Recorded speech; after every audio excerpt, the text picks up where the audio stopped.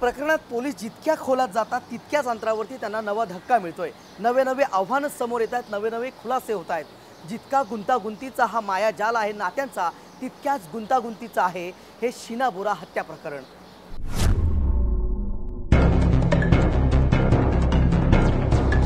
एका प्रश्नाचं उत्तर मिळवण्याचा खटाटोप सुरू असतानाच नवा सवाल उभा राहतो।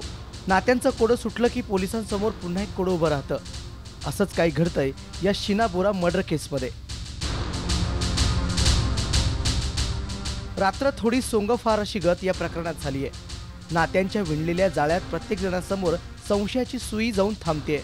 वळणावर हे प्रकरण नवं वेगळं वळण घेतंय। नात्यांचा मायाजाल आणि सवाल।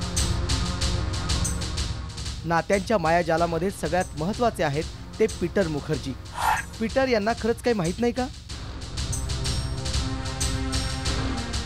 इंद्राणी मुखर्जीचे आत्ताचे पती पीटर मुखर्जी प्रश्नांच्या आलेखात सर्वाधिक दिसत आहेत। कारण ज्यावेळी इंद्राणीला शीनाच्या हत्येच्या आरोपाखाली पोलिसांनी ताब्यात घेतलं त्यावेळी पीटर यांनी सांगितलं की मला हे माहीतच नव्हतं की इंद्राणीची ती बहीण नसून मुलगी होती। 2011 मध्ये शीनानं पीटर यांना सांगितलं होतं की मी इंद्राणीची बहीण नसून मुलगी आहे। मात्र पीटर यांनी याकडे दुर्लक्ष केलं। तर पीटर यांचा मुलगा राहुल मुखर्जीनंही शीना इंद्राणीची मुलगी असल्याचं सांगितलं होतं। काय कारण आहे की पीटर सारखी आपली साक्ष बदलतायत। दुसरीकडे इंद्राणीचा मुलगा मिखाईलनंही पीटर यांना सत्य सांगितलं। मग असं कोणतं कारण आहे की पीटर हे गंभीरतेने घेतच नाहीत? तर इंद्राणीचा दुसरा पती संजीव खन्नाच्या भूमिकेवरही प्रश्नचिन्ह उभे राहिलेत। इंद्राणीनं पीटर यांच्याशी लग्न केलेलं असताना तिचा दुसरा पती संजीव खन्नानं इंद्राणीला हत्या करण्यात साथ का दिली?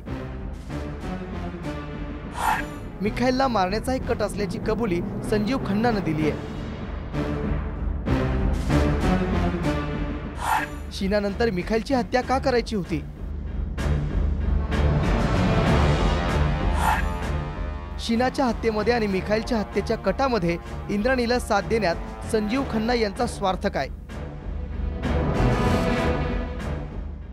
संजीव खन्ना यांच्याकडून आयर्लंड नॉर्वेचा व्हिसा हस्तगत करण्यात आला। संजीव खन्ना परदेशात पळण्याच्या तयारीत होता का?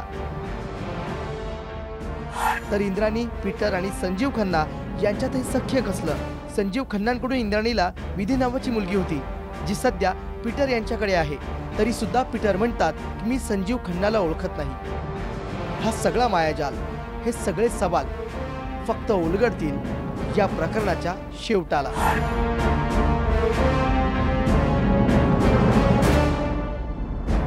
ब्युरो रिपोर्ट, जय महाराष्ट्र।